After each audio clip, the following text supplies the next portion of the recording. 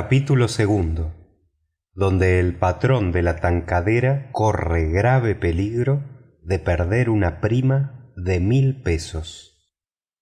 Era expedición aventurera la de aquella navegación de 800 millas sobre una embarcación de 20 toneladas, y especialmente en aquella época del año. Los mares de la China son generalmente malos.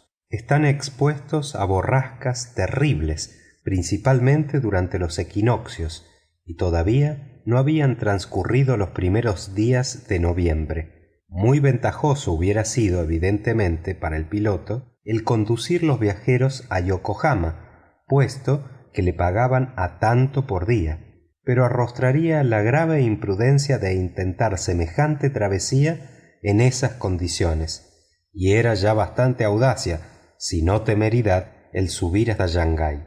Tenía sin embargo John Bunsby confianza en su tankadera, que se elevaba sobre el oleaje como una malva, y quizás no iba descaminado. Durante las últimas horas de esta jornada, la tankadera navegó por los caprichosos pasos de Hong Kong, y en todas sus maniobras y cerrada al viento su popa, se condujo admirablemente. «No necesito piloto», dijo Phileas Fogg en el momento en que la goleta salía mar afuera, «recomendaros toda la posible diligencia». «Fíese vuestro honor en mí», respondió John Bunsby. «En materia de velas llevamos todo lo que al viento permite llevar. Nuestros cuchillos no añadirían nada y no servirían más que para estorbo y perjuicio de la marcha». «Es vuestro oficio y no el mío, piloto, y me fío de vos». Phileas Fogg, con el cuerpo erguido, las piernas separadas, a plomo como un marino, miraba sin alterarse el ampollado mar. La joven viuda, sentada a popa, se sentía conmovida al contemplar el océano obscurecido ya por el crepúsculo y sobre el cual se arriesgaba en una débil embarcación. Por encima de su cabeza se desplegaban las blancas velas que la arrastraban por el espacio cual alas gigantescas. La goleta, levantada por el viento, parecía volar por el aire. Llegó la noche, la luna entraba en su primer cuarto y su insuficiente luz debía extinguirse pronto entre las brumas del horizonte. Las nubes que venían del este iban invadiendo ya una parte del cielo. El piloto había dispuesto sus luces de posición, precaución indispensable en aquellos mares muy frecuentados en las cercanías de la costa. Los encuentros de buque no eran raros. Con la velocidad que andaba, la goleta se hubiera estrellado al menor choque. Fix estaba meditabundo en la proa. Se mantenía apartado, sabiendo que Fogg era poco hablador. Por otra parte, le repugnaba hablar con el hombre de quien aceptaba los servicios. También pensaba en el porvenir. Le parecía cierto que Mr. Fogg no se detendría en Yokohama y que tomaría inmediatamente el vapor de San Francisco a fin de llegar a América, cuya vasta extensión le aseguraría la impunidad y la seguridad. El plan de Phileas Fogg le parecía sumamente sencillo. En vez de embarcarse en Inglaterra para los Estados Unidos como un bribón vulgar, Fogg había dado la vuelta atravesando las 3/4 partes del globo a fin de alcanzar con más seguridad el continente americano, donde se comería tranquilamente los millones del banco, después de haber desorientado a la policía. Pero una vez en los Estados Unidos, ¿qué haría Fix? ¿Abandonaría a aquel hombre? No, 100 veces no.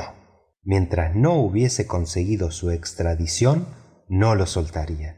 Era su deber y lo cumpliría hasta el fin. En todo caso, se había presentado una circunstancia feliz. Picaporte no estaba ya con su amo y, sobre todo, después de las confidencias de Fix, importaba que amo y criado no volvieran a verse jamás. Phileas Fogg, por su parte, no dejaba de pensar en su criado, que tan singularmente había desaparecido. Después de meditar mucho, no le pareció imposible que, por mala inteligencia, el pobre mozo se hubiese embarcado en el Carnatic en el último momento. También era esta la opinión de Mistress Aouida, que echaba de menos a aquel fiel servidor a quien tanto debía. Podía, pues, acontecer que le encontrasen en Yokohama y sería fácil saber si el Carnatic se lo había llevado. A cosa de las 10 la brisa refrescó. Tal vez hubiera sido prudente tomar un rizo, pero el piloto, después de observar con atención el estado del cielo, dejó el velamen tal como estaba. Por otra parte, la tankadera llevaba admirablemente el trapo, con gran calado de agua, y todo estaba preparado para aferrar inmediatamente en caso de chubasco. A medianoche, Phileas Fogg y Aouida bajaron a la cámara. Fix les había precedido y se había tendido en el diván. En cuanto al piloto y sus hombres, permanecieron toda la noche sobre cubierta. El siguiente día, 8 de noviembre, al salir el sol, la goleta había andado más de 100 millas. El lodge indicaba que el promedio de velocidad estaba entre 8 y 9 millas. La tankadera durante esta jornada no se alejó sensiblemente de la costa, cuyas corrientes le eran favorables. La tenían a 5 millas lo más por babor, y aquella costa, irregularmente perfilada, aparecía de vez en cuando entre algunos claros. Viniendo el viento de tierra, la mar era menos fuerte, circunstancia feliz para la goleta, porque las embarcaciones de poca cabida sufren por el oleaje, que corta su velocidad y las mata, empleando la expresión de aquellos marinos. A mediodía la brisa amainó algo y fue llamada al sureste. El piloto mandó desplegar los cuchillos, pero al cabo de 2 horas los aferró porque el viento volvía a arreciar. Mr. Fogg y la joven, afortunadamente refractarios por el mal del mar, comieron con apetito las conservas y la galleta de a bordo. Convidaron a Fix, quien tuvo que aceptar, sabiendo que es tan necesario dar lastre al estómago como a los buques, pero esto le contrariaba. Viajar a expensas de aquel hombre, nutrirse con sus propios víveres, le parecía esto algo desleal. Sin embargo, comió, con algún melindre, es verdad, pero al fin comió. Con todo, después de terminada la comida, creyó que debía llamar a Mr. Fogg aparte y le dijo: «Caballero». Esta palabra, caballero, le escocía algo y aún se contenía para no echar la mano al pescuezo de aquel caballero. «Caballero, habéis estado muy obsequioso ofreciéndome pasaje, pero aunque mis recursos no me permiten obrar con tanta holgura como vos, entiendo pagar mi escote». «No hablemos de eso, caballero», respondió Mr. Fogg. «Pero si me empeño». «No, señor», repitió Fogg con voz que no admitía réplica. «Eso entra en los gastos generales». Fix se inclinó, se ahogaba y yendo a recostarse a proa no volvió a hablar palabra en todo el día. Entretanto se andaba rápidamente. John Bunsby tenía buena esperanza. Varias veces dijo a Mr. Fogg que se llegaría a tiempo a Shanghái. Mr. Fogg respondía simplemente que contaba con ello. Por lo demás, toda la tripulación desplegaba su celo ante la recompensa que engolosinaba a la gente. No había, por consiguiente, escota que no se hallase bien tendida, ni vela que no estuviese bien reclamada, ni podía imputarse al timonel ningún falso borneo. No se hubiera maniobrado con más maestría en una regata del Royal Yacht Club. Por la tarde, el piloto reconocía como recorridas 220 millas desde Hong Kong, y Phileas Fogg podía esperar que al llegar a Yokohama no tendría tardanza ninguna que apuntar en su programa. Por consiguiente, el primer contratiempo serio que experimentaba desde su salida de Londres no le causaría probablemente perjuicio alguno. Durante la noche, Hacia las primeras horas de la mañana, la tankadera entraba francamente en el estrecho de Fo Kieu, que separaba la costa china de la grande isla Formosa y cortaba el trópico de Cáncer. El mar estaba muy duro en dicho estrecho, lleno de remolinos formados por las contracorrientes. La goleta iba muy trabajada, la marejada quebrantaba su marcha y era muy difícil tenerse de pie sobre cubierta. Con el alba el viento arreció más. Había en el cielo apariencias de un cercano chubasco. Además, el barómetro anunciaba un próximo cambio en la atmósfera. Su marcha diurna era irregular y el mercurio oscilaba caprichosamente. La marejada hacia el sureste se presentaba ampollada como indicio precursor de la tempestad. La víspera se había puesto el sol entre una bruma roja en medio de los destellos fosforescentes del océano. El piloto examinó durante mucho tiempo aquel mal aspecto del cielo y murmuró entre dientes algunas palabras poco inteligibles. En cierto momento dijo en voz baja a su pasajero: ¿Puede decirse todo a vuestro honor? Todo, respondió Phileas Fogg. Pues bien, vamos a tener chubasco. ¿Del norte o del sur?, preguntó sencillamente Mr. Fogg. Del sur, vedlo. Se está preparando un tifón. Vaya por el tifón del sur, puesto que nos empujará hacia el buen lado, respondió Fogg. Si así lo tomáis, replicó el piloto, nada tengo que decir. Los presentimientos de John Bunsby no le engañaban. En una época menos avanzada del año, el tifón, según expresiones de un célebre meteorólogo, se hubiera desvanecido en cascada luminosa de llamarada eléctrica, pero en el equinoccio de invierno era de temer que se desencadenase con violencia.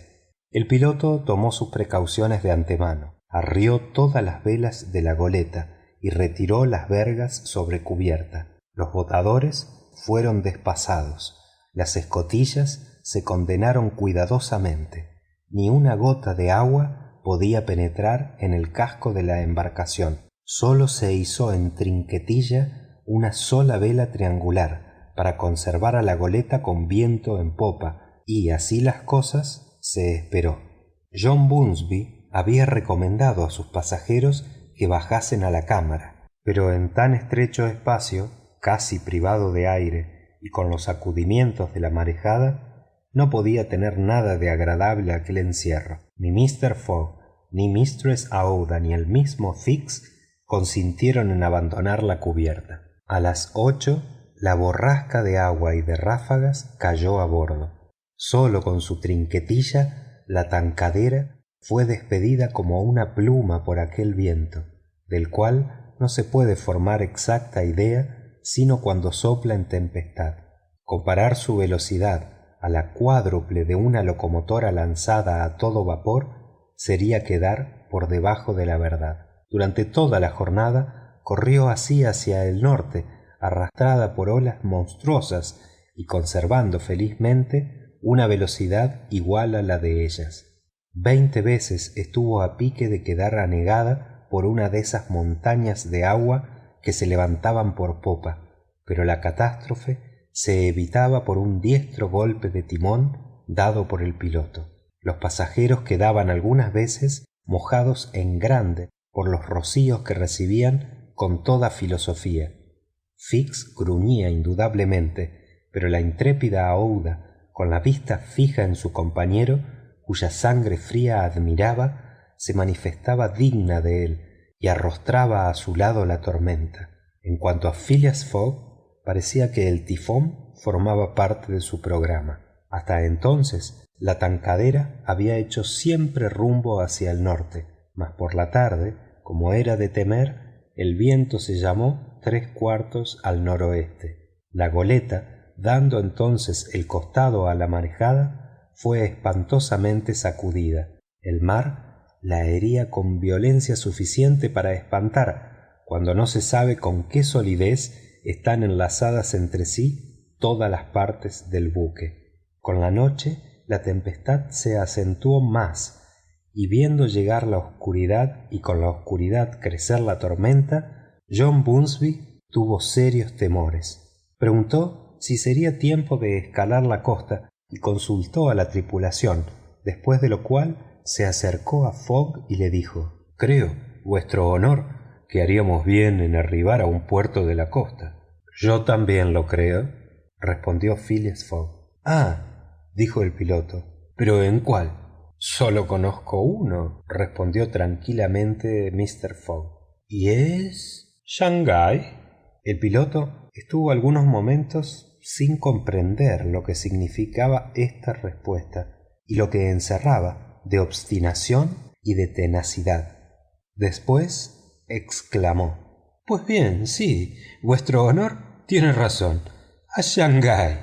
Y la dirección de la tankadera se mantuvo denodadamente hacia el norte. Noche ciertamente terrible. Fue un milagro que la goleta no volcase. 2 veces se vio comprometida y todo hubiera desaparecido de cubierta a no mantenerse firmes las trincas. Aouda estaba destrozada, pero no exhaló queja alguna. Más de una vez tuvo Mr. Fogg que acudir a ella para protegerla contra la violencia de las olas. Al asomar el día, la tempestad se desencadenaba todavía con extraordinario furor. Sin embargo, el viento volvió al sureste.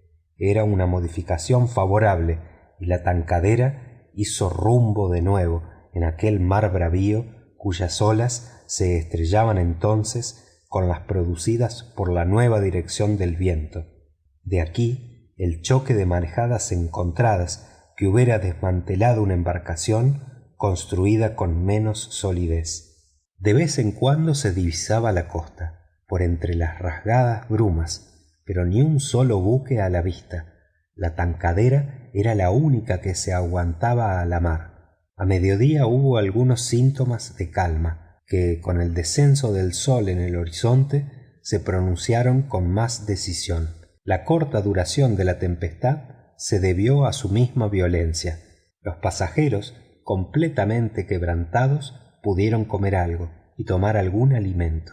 La noche fue relativamente apacible. El piloto hizo restablecer sus velas en bajos rizos. La velocidad de la embarcación era considerable.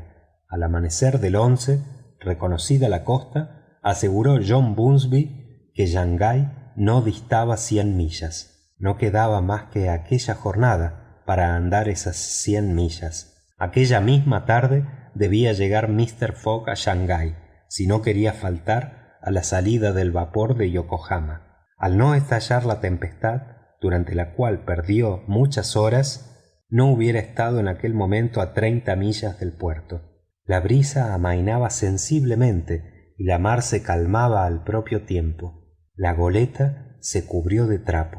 Cuchillos, velas de estay, contrafoque, en todo hacía presa el viento, levantando la roda espuma en el mar. A mediodía la tankadera no estaba a más de 45 millas de Shanghái. Le faltaban 6 horas para llegar al puerto antes de la salida del vapor de Yokohama. Los temores se despertaron con viveza. Se quería llegar a toda costa. Todos, excepto Phileas Fogg, sentían latir su corazón de impaciencia.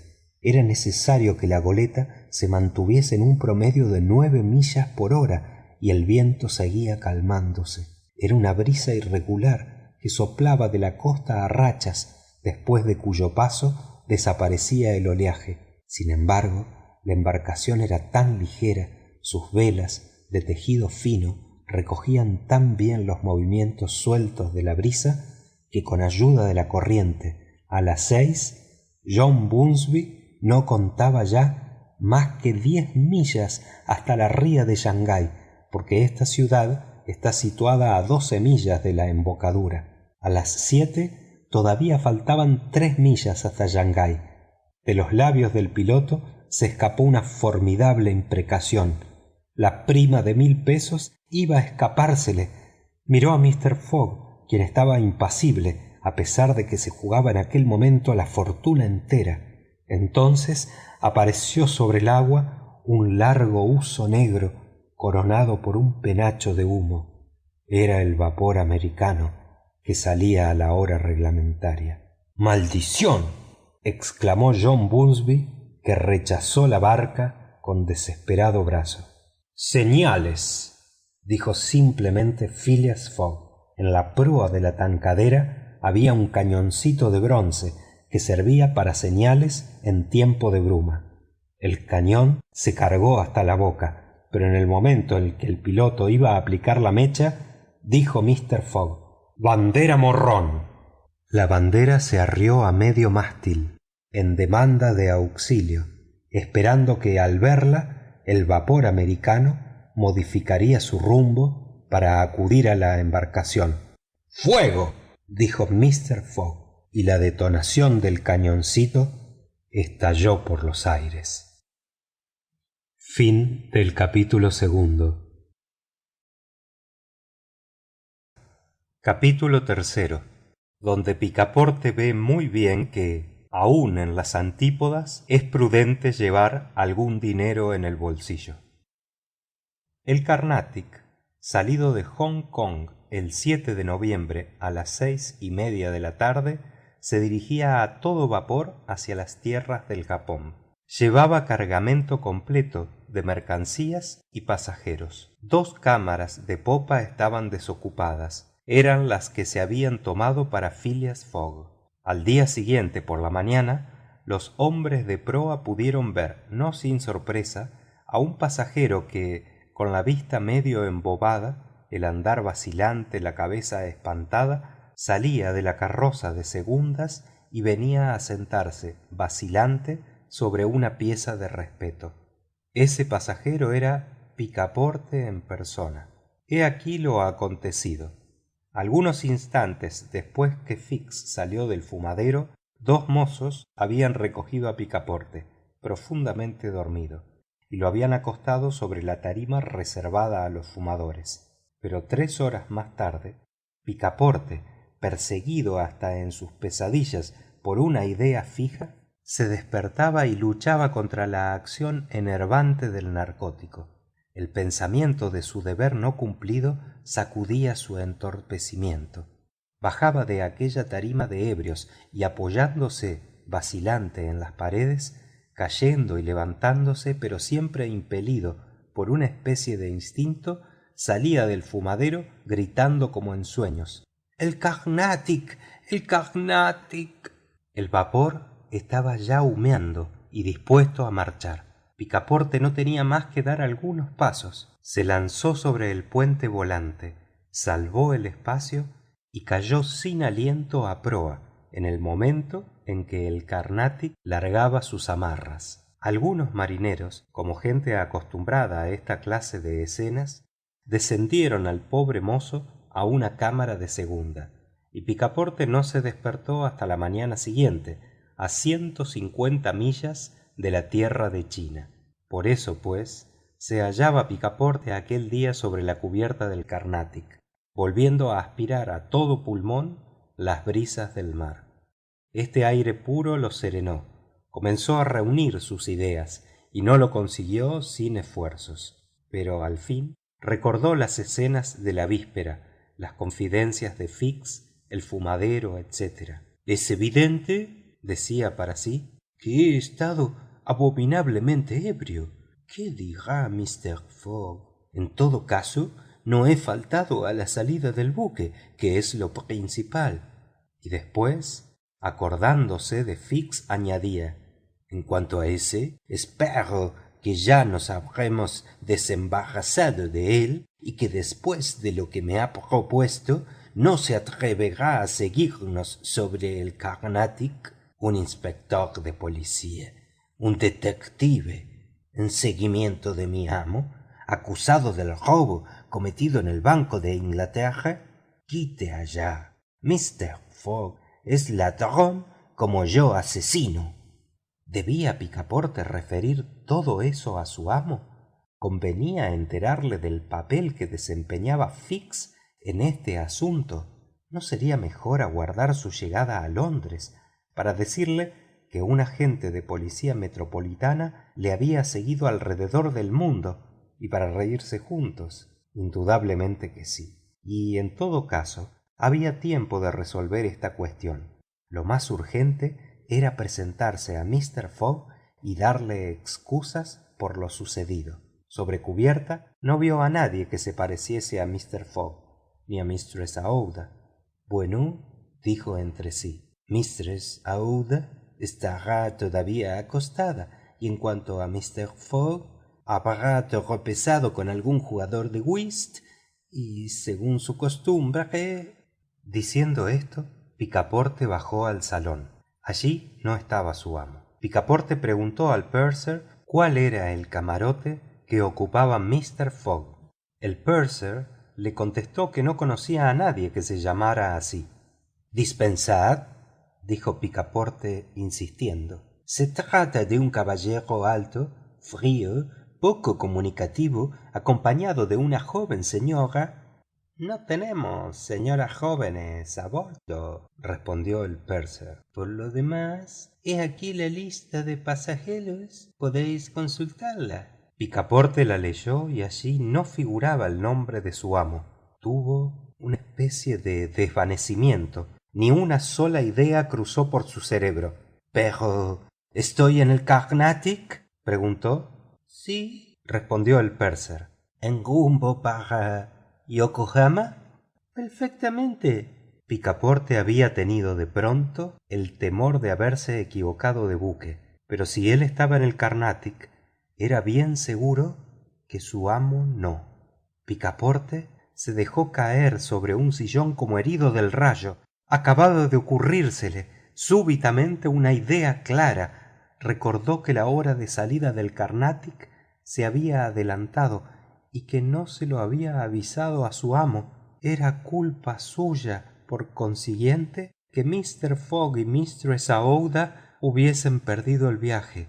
Culpa suya, sí, pero más todavía del traidor que para separarlo de su amo y detener a éste en Hong Kong le había embriagado, porque al fin comprendió el ardid del inspector de policía. Y ahora Mister Fogg, seguramente arruinado, perdida la apuesta, detenido, preso tal vez. Picaporte se arrancaba los pelos. ¡Ah! Si Fix cayese alguna vez entre sus manos, ¡qué ajuste de cuentas! En fin, después de los primeros momentos de postración, Picaporte recobró su sangre fría y estudió la situación, que era poco envidiable. El francés estaba en rumbo para el Japón. Cierto de su llegada allí, ¿cómo se marcharía? Tenía los bolsillos vacíos, ni un peso, ni un centavo. Sin embargo, su pasaje y manutención estaban pagados de antemano. Contaba, pues, con 5 o 6 días para pensar la resolución que debía tomar. Comió y bebió durante la travesía, cual no puede describirse. Comió por su amo, por Mistress Aouida y por sí mismo. Comió como si el Japón, a donde iba a desembarcar, hubiera sido país desierto, desprovisto de toda sustancia comestible. El 13, a la primera marea, el Carnatic entraba en el puerto de Yokohama. Este punto es una importante escala del Pacífico, donde paran todos los vapores empleados en el servicio de correos y viajeros entre la América del Norte, la China, el Japón y las islas de la Malasia. Yokohama está situado en la misma bahía de Yedo, a corta distancia de esta inmensa ciudad, segunda capital del Imperio japonés, antigua residencia del Taikún cuando existía este emperador civil, y rival de Meako, la gran ciudad habitada por el Mikado, emperador eclesiástico descendiente de los dioses. El Carnatic se arrimó al muelle de Yokohama, cerca de las escolleras y de la aduana, en medio de numerosos buques de todas las naciones. Picaporte puso el pie, sin entusiasmo ninguno, en aquella tierra tan curiosa de los hijos del sol. No tuvo mejor cosa que hacer que tomar el azar por guía, andar errante, a la aventura, por las calles de la población. Picaporte se vio al pronto en una ciudad absolutamente europea, con casas de fachadas bajas, adornadas de cancelas, bajo las cuales se desarrollaban elegantes peristilos y que cubría con sus calles, sus plazas, sus docks, sus depósitos, todo el espacio comprendido desde el promontorio del tratado hasta el río. Allí, como en Hong Kong, como en Calcuta, hormigueaba una mezcla de gentes de toda casta: americanos, ingleses, chinos, holandeses, mercaderes dispuestos a comprarlo y a venderlo todo, y entre los cuales el francés era tan extranjero como si hubiese nacido en el país de los hotentotes. Picaporte tenía un recurso, que era el de recomendarse cerca de los agentes consulares franceses o ingleses establecidos en Yokohama, pero le repugnaba referir su historia tan íntimamente relacionada con la de su amo, y antes de esto quería apurar todos los demás medios. Después de haber recorrido la parte europea de la ciudad sin que el azar le hubiese servido, entró en la parte japonesa, decidido en caso necesario a llegar hasta Yedo. Esta porción indígena de Yokohama se llama Benten, nombre de una diosa del mar, adorada en las islas vecinas. Allí se veían admirables alamedas de pinos y cedros, puertas sagradas de extraña arquitectura, puentes envueltos entre cañas y bambúes, templos abrigados por una muralla inmensa y melancólica de cedros seculares, conventos de bonzos donde vegetaban los sacerdotes del budismo y los sectarios de la religión de Confucio, calles interminables donde había abundante cosecha de chiquillos con tez sonrosada y mejillas coloradas, figuritas que parecían recortadas de algún biombo indígena y que jugaban en medio de unos perrillos de piernas cortas y de unos gatos amarillentos sin rabo, muy perezosos y muy cariñosos. En las calles todo era movimiento y agitación incesante: bonzos que pasaban en procesión tocando sus monótonos tamboriles, yacuninos, oficiales de la aduana o de policía con sombreros puntiagudos incrustados de laca y dos sables en el cinto, soldados vestidos de percalina azul con rayas blancas y armados con fusiles de percusión, hombres de armas del mikado metidos en su justillo de seda con loriga y cota de malla, y otros muchos militares de diversas condiciones, porque en el Japón la profesión de soldado es tan distinguida como despreciada en China. Y después hermanos postulantes, peregrinos de larga vestidura, simples paisanos de cabellera suelta, negra como el ébano, cabeza abultada, busto largo, piernas delgadas, estatura baja, tez teñida, desde los sombríos matices cobrizos hasta el blanco mate, pero nunca amarillo como los chinos, de quienes se diferencian los japoneses esencialmente. Y por último, entre carruajes, palanquines, mozos de cuerda, carretillas de velamen, norimones con caja maqueada, cangos, suaves y verdaderas literas de bambú, se veía circular a cortos pasos y con pie chiquito, calzado con zapatos de lienzo, sandalias de paja o zuecos de madera labrada, algunas mujeres poco bonitas, de ojos encogidos, pecho deprimido, dientes ennegrecidos a usanza del día, pero que llevaban con elegancia el traje nacional llamado kirimón, especie de bata cruzada con una banda de seda, cuya ancha cintura formaba atrás un extravagante lazo que las modernas parisienses han copiado al parecer de las japonesas. Picaporte se detuvo, paseando durante algunas horas entre aquella muchedumbre abigarrada, mirando también las curiosas y opulentas tiendas, los bazares en que se aglomeraba todo el oropel de la platería japonesa, los restaurantes adornados con banderolas y banderas en los cuales estaba prohibido entrar, y esas casas de té donde se bebe a tazas llenas el agua odorífera con el sake, licor sacado del arroz fermentado, y esos confortables fumadores donde se aspira un tabaco muy fino y no el opio, cuyo uso es casi desconocido en el Japón.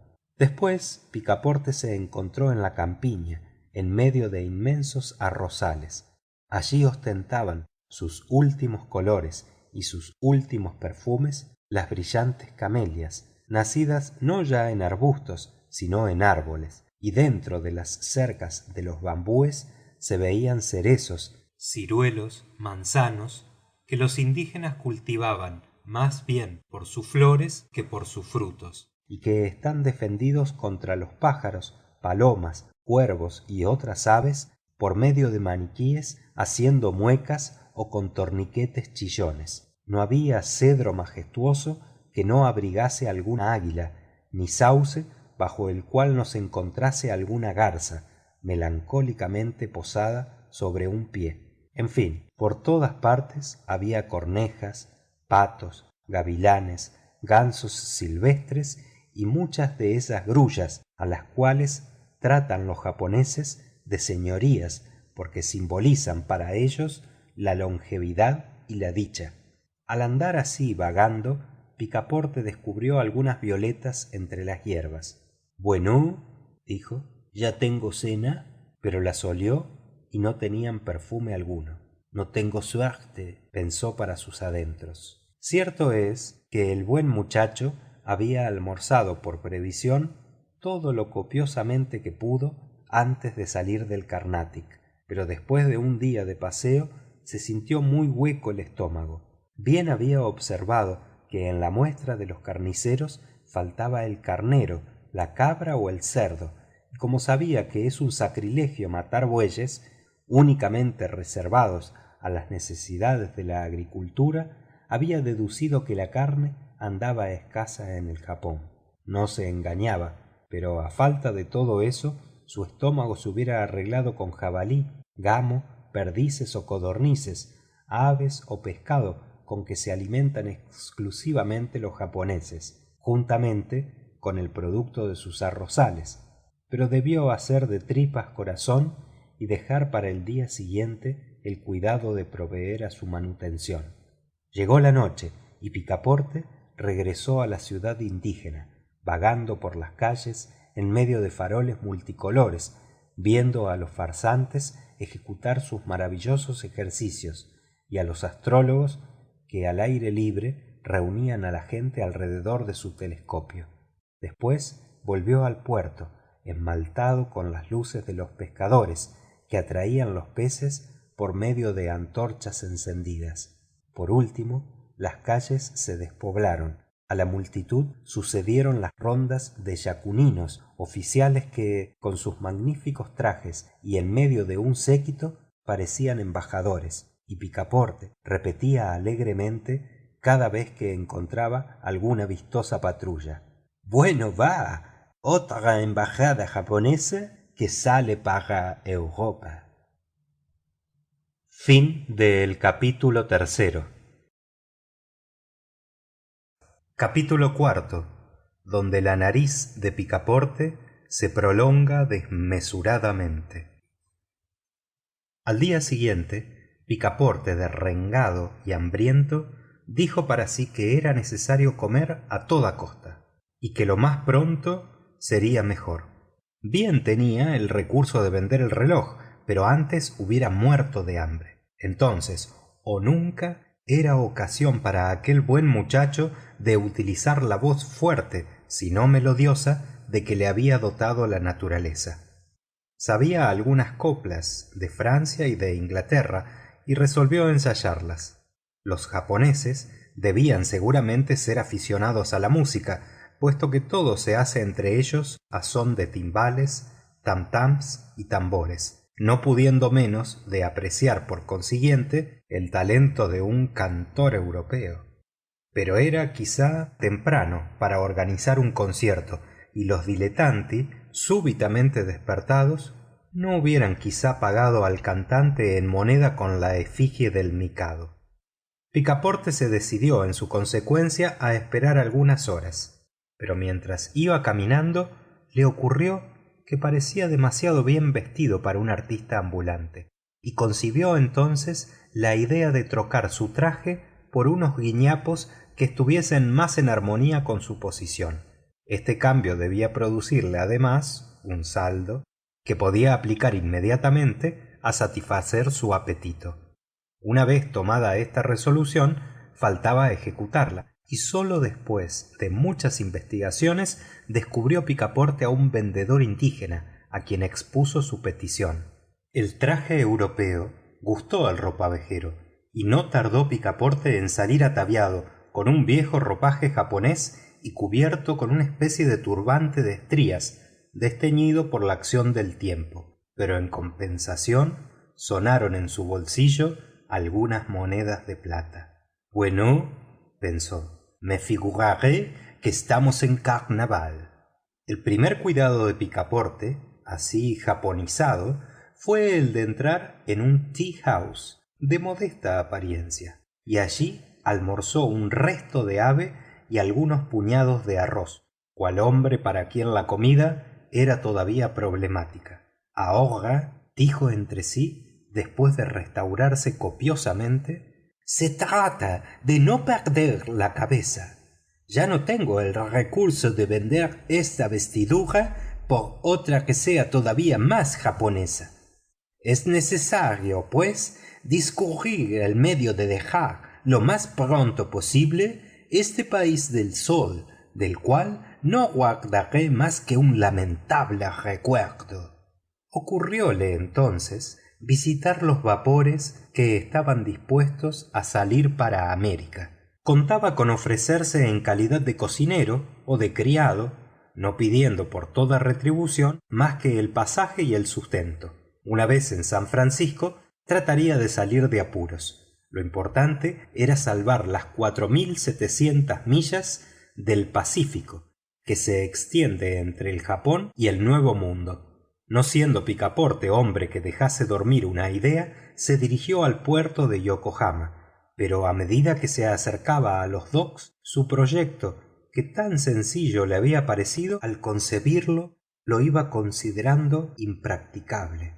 ¿Por qué habían de necesitar cocinero a bordo de un vapor americano? ¿Y qué confianza debía inspirar del modo que iba ataviado? ¿Qué recomendaciones podía ofrecer? ¿Qué personas podrían abonarle?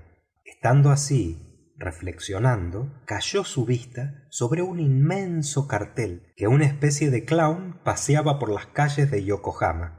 Ese cartel decía en inglés lo siguiente: Compañía Japonesa Acrobática, Honorable William Batulcar. Últimas representaciones antes de su salida para los Estados Unidos de los narigudos, bajo la invocación directa del dios Tingú. Gran atracción. «¡Los Estados Unidos!», exclamó Picaporte. «¿Ya di con mi negocio?». Siguió al del cartel y entró en la ciudad japonesa. Un cuarto de hora más tarde se detenía delante de una gran barraca coronada con varios haces de banderolas y cuyas paredes exteriores representaban sin perspectiva pero con exagerados colores toda una banda de juglares.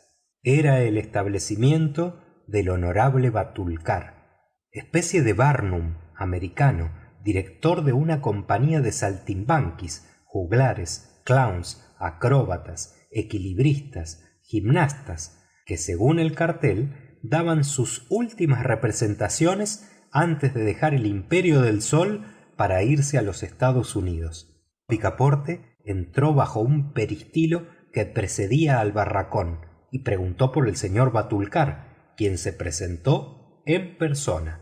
«¿Y qué queréis?», dijo a Picaporte, a quien creyó indígena. «¿Tenéis necesidad de criado?», preguntó Picaporte. «¿Criado?», exclamó el Barnum, acariciando su poblada perilla gris que adornaba su barba. «Tengo dos, obedientes, fieles, que nunca me han dejado y que me sirven de balde y solo por la comida, y son estos», añadió, enseñando sus robustos brazos, surcados de venas gruesas como las cuerdas de un contrabajo. «¿Es decir que no puedo servir para algo?». «Para nada». «Diantre.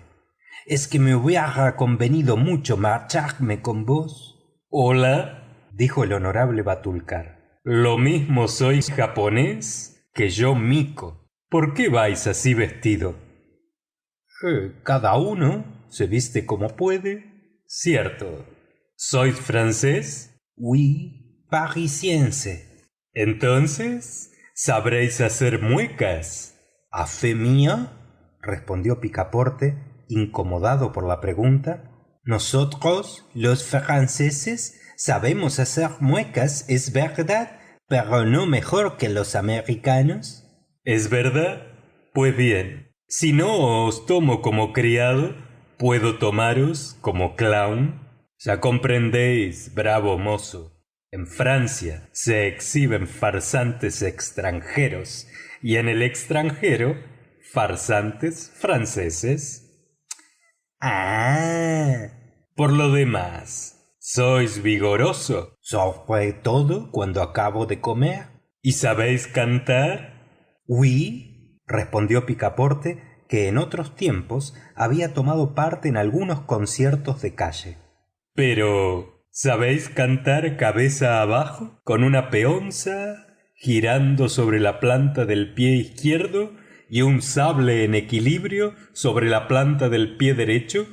Pardieu, respondió Picaporte, que recordaba los primeros ejercicios de su edad juvenil. ¿Es que todo consiste en eso? Dijo el honorable Batulcar. La contrata quedó terminada. Hic nunc. En fin, Picaporte había encontrado una posición. Estaba contratado para hacerlo todo en la célebre compañía japonesa, lo cual, si era poco halagüeño, le permitía estar en San Francisco antes de 8 días. La representación, con tanto aparato anunciada por el honorable Batulcar, debía comenzar a las 3 de la tarde, y bien pronto resonaban en la puerta los formidables instrumentos de una orquesta japonesa. Bien se comprende que Picaporte no había podido estudiar su papel, pero debía prestar el apoyo de sus robustos hombros en el gran ejercicio del racimo humano ejecutado por los narigudos del dios Tingú. Este gran atractivo de la representación debía cerrar la serie de ejercicios. Antes de las 3, los espectadores habían invadido el vasto barracón. Europeos e indígenas, chinos y japoneses, hombres, mujeres y niños, se apiñaban sobre las estrechas banquetas y en los palcos que daban frente al escenario. Los músicos habían entrado y la orquesta completa, gongos, tam-tams, castañuelas, flautas, tamboriles y bombos, estaban operando con todo furor. Fue aquella función lo que son todas las representaciones de acróbatas, pero es preciso confesar que los japoneses son los primeros equilibristas del mundo. Armado el uno con un abanico y con trocitos de papel, ejecutaba el ejercicio de las mariposas y las flores. Otro trazaba con el perfumado humo de su pipa una serie de palabras azuladas que formaban en el aire un letrero de cumplido para la concurrencia. Este jugaba con bujías encendidas que apagaba sucesivamente al pasar delante de sus labios y encendía una con otra sin interrumpir el juego. Aquel reproducía, por medio de peones giratorios, las combinaciones más inverosímiles bajo su mano. Aquellas zumbantes maquinillas parecían animarle con vida propia en sus interminables giros. Corrían sobre tubos de pipa, sobre los filos de los sables, sobre alambres, verdaderos cabellos tendidos de uno a otro lado del escenario. Daban vuelta sobre el borde de vasos de cristal, trepaban una escalera de bambú, se dispersaban por todos los rincones, produciendo efectos armónicos de extraño carácter y combinando las diversas tonalidades. Los juglares jugueteaban con ellos y les hacían girar hasta en el aire. Los despedían como volantes, con paletillas de madera, y seguían girando siempre. Se los metían en el bolsillo y cuando los sacaban todavía daban vueltas, hasta el momento en que la distensión de un muelle los hacía desplegar en haces de fuegos artificiales. Inútil es describir los prodigiosos ejercicios de los acróbatas y gimnastas de la compañía. Los juegos de la escalera, de la percha, de la bola, de los toneles, etc., fueron ejecutados con admirable precisión, pero el principal atractivo de la función era la exhibición de los narigudos, asombrosos equilibristas que Europa no conoce todavía. Esos narigudos forman una corporación particular, colocada bajo la advocación directa del dios Tingú. Vestidos cual héroes de la Edad Media, llevaban un espléndido par de alas en sus espaldas, pero lo que especialmente los distinguía era una nariz larga con que llevaban adornado el rostro y sobre todo el uso que de ella hacían. Esas narices no eran otra cosa más que unos bambús de 5, 6 y aún 10 pies de longitud, rectos unos, encorvados otros, lisos estos, verrugosos aquellos.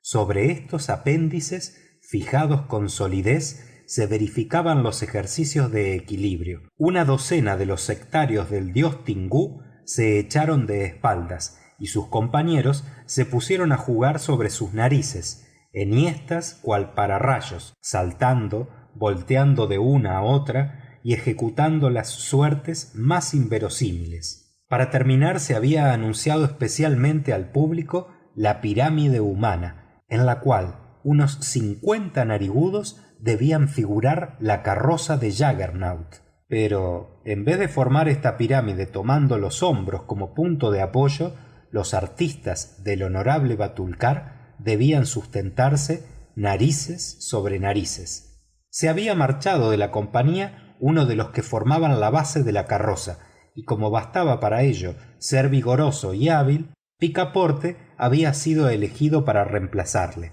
Ciertamente que el pobre mozo se sintió muy compungido, triste recuerdo de la juventud, cuando endosó su traje de la Edad Media adornado de alas multicolores y se vio aplicar sobre la cara una nariz de 6 pies. Pero al fin esa nariz era su pan y tuvo que resignarse a dejársela poner. Picaporte entró en escena y fue a colocarse con aquellos de sus compañeros que debían figurar la base de la carroza de Jaggernaut. Todos se tendieron por tierra, con la nariz elevada hacia el cielo. Una segunda sección de equilibristas se colocó sobre los largos apéndices, una tercera después y luego una cuarta, y sobre aquellas narices que sólo se tocaban por la punta se levantó un monumento humano hasta la cornisa del teatro. Los aplausos redoblaban y los instrumentos de la orquesta resonaban como otros tantos truenos, cuando, conmoviéndose la pirámide, el equilibrio se rompió y saliéndose de quicio una de las narices de la base, el monumento se desmoronó cual castillo de naipes. Tuvo de esto la culpa Picaporte, quien abandonando su puesto, saltando del escenario sin el auxilio de las alas y trepando por la galería de la derecha, caía a los pies de un espectador, exclamando: «¡Amo mío! ¡Amo mío!». «¿Vos?». «Et moi». «Pues bien, entonces al vapor, muchacho».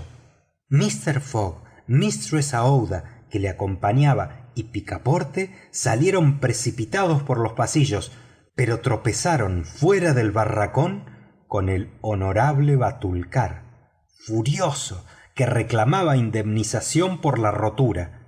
Phileas Fogg apaciguó su furor echándole un puñado de billetes de banco, y a las 6:30, en el momento en que iba a partir, Mr. Fogg y Mistress Aouida ponían el pie en el vapor americano, seguidos de Picaporte, con las alas a la espalda y llevando en el rostro la nariz de 6 pies, que todavía no había podido quitarse. Fin del capítulo 4. Capítulo 5. Durante el cual se efectúa la travesía del Océano Pacífico. Fácil es comprender lo acontecido a la vista de Shanghái. Las señales hechas por la tankadera habían sido observadas por el vapor de Yokohama. Viendo el capitán la bandera morrón, se dirigió a la goleta y algunos instantes después Phileas Fogg, pagando su pasaje según lo convenido, metía en el bolsillo del patrón John Bunsby 2.950 pesos. Después, el honorable gentleman, Mistress Aouida y Fix subían a bordo del vapor que siguió su rumbo a Nagasaki y Yokohama. Llegado el 14 de noviembre a la hora reglamentaria, Phileas Fogg, dejando que Fix fuera a sus negocios, se dirigió a bordo del Carnatic y allí supo, con satisfacción de Mistress Aouida y tal vez con la suya, pero al menos lo disimuló, que el francés picaporte había llegado efectivamente la víspera a Yokohama. Phileas Fogg, que debía marcharse aquella misma noche para San Francisco, se dedicó inmediatamente a buscar a su criado. Se dirigió en vano a los agentes consulares inglés y francés, y después de haber recorrido inútilmente las calles de Yokohama, desesperaba ya de encontrar a Picaporte cuando la casualidad, o tal vez una especie de presentimiento, le hizo entrar en el barracón del honorable Batulcar. Seguramente que no hubiera reconocido a su criado bajo aquel excéntrico atavío de heraldo, pero éste, en su posición invertida, vio a su amo en la galería. No pudo contener un movimiento de su nariz y de aquí el rompimiento del equilibrio y lo que se siguió. Esto es lo que supo Picaporte de la boca de la misma Mistress Aouida, que le refirió entonces cómo se había efectuado la travesía de Hong Kong a Yokohama en compañía de un tal Fix sobre la goleta La Tankadera. Al oír nombrar a Fix, Picaporte no pestañeó. Creía que no había llegado el momento de decir a su amo lo ocurrido.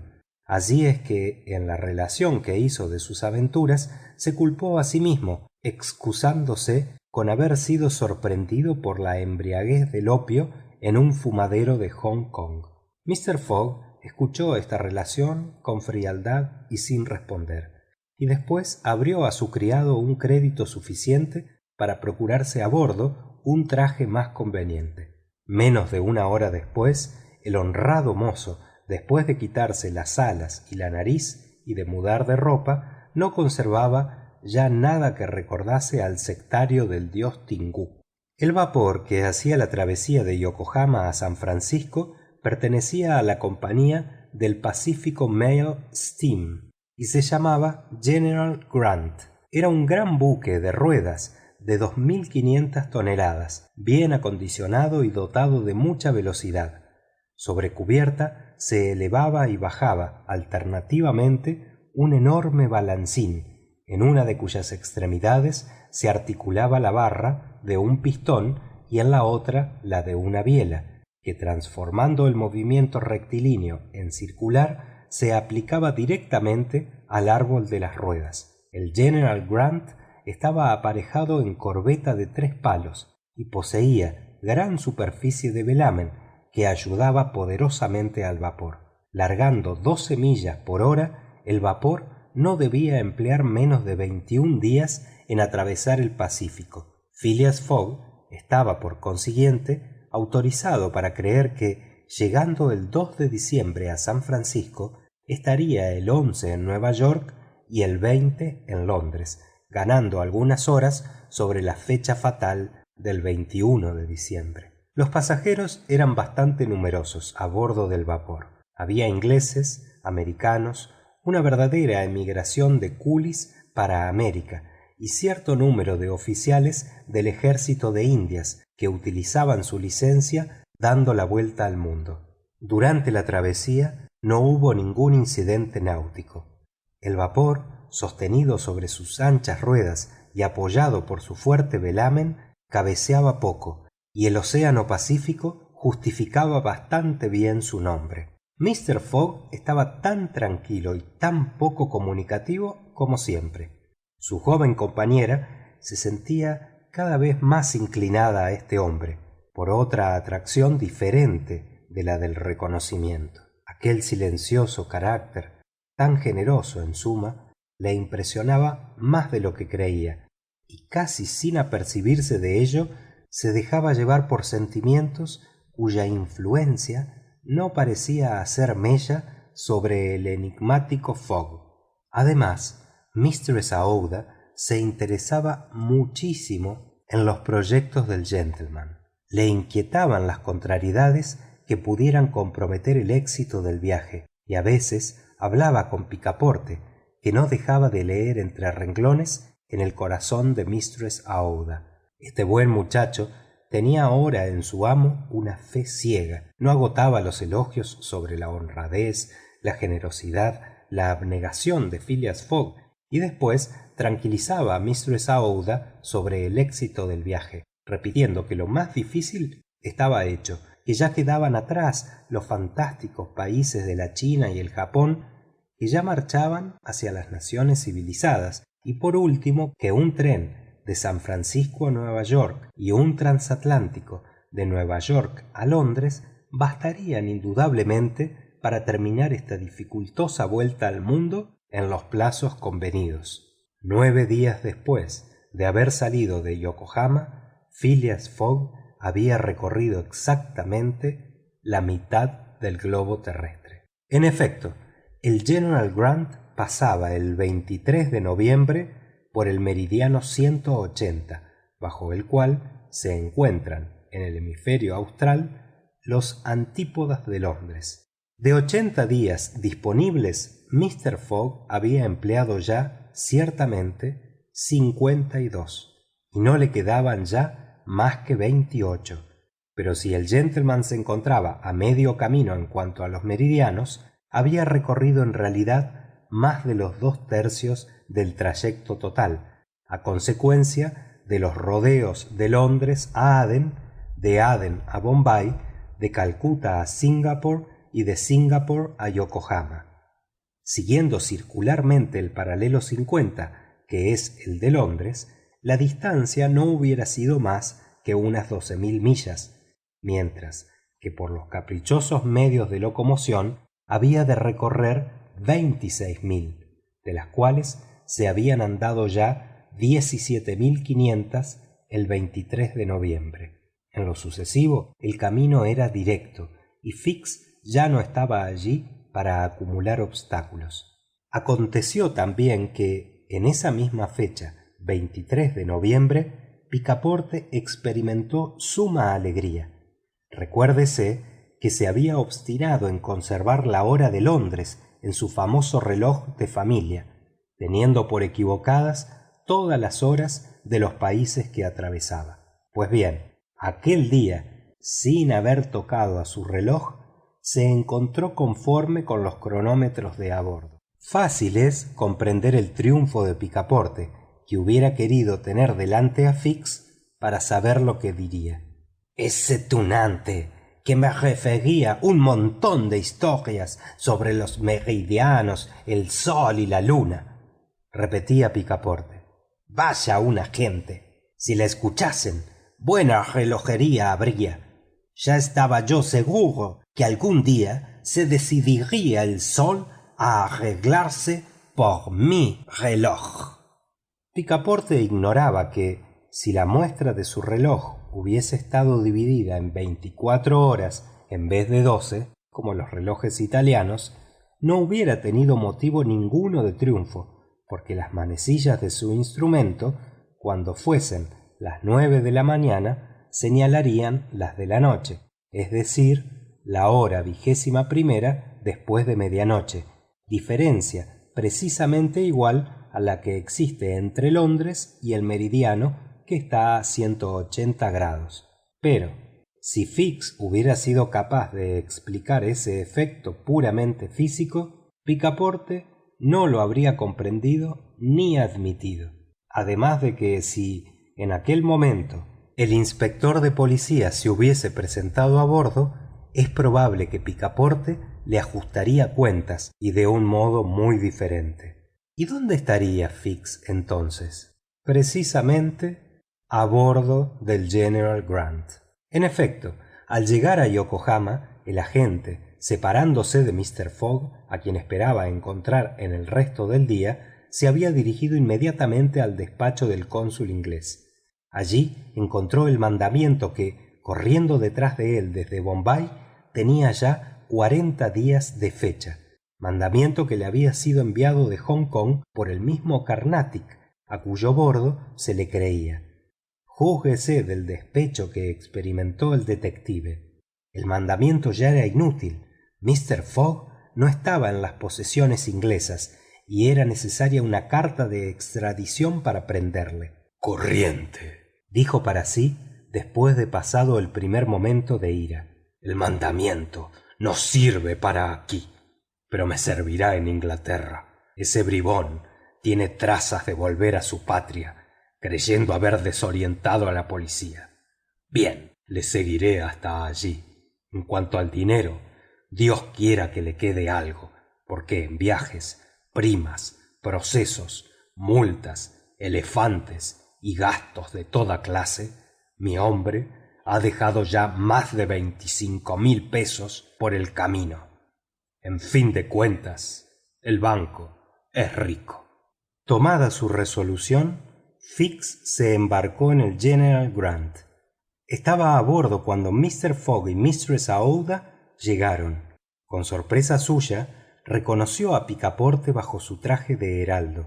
Se ocultó al instante en su camarote, a fin de ahorrar una explicación que podía comprometerlo todo, y gracias al número de pasajeros contaba con no ser visto de su enemigo, cuando aquel día se encontró precisamente con él a proa. Picaporte se arrojó al cuello de Fix sin otra explicación, y con gran satisfacción de algunos americanos que apostaron a su favor, administró al desventurado inspector una soberbia tunda que demostró la alta superioridad del pugilato francés sobre el inglés. Cuando Picaporte acabó, se encontró más tranquilo y como aliviado. Fix se levantó en bastante mal estado y mirando a su adversario le dijo con frialdad: «¿Habéis concluido?» «Sí, por ahora». «Entonces vamos a hablar». «¿Qué, yo?» «En interés de vuestro amo». Picaporte, como subyugado por esta sangre fría, siguió al inspector de policía y ambos se sentaron aparte. «Me habéis zurrado», dijo Fix. «Bien, lo esperaba. Ahora escuchadme. Hasta ahora he sido adversario de Mister Fogg, pero en adelante voy a ayudarle». «¡Al fin!», exclamó Picaporte.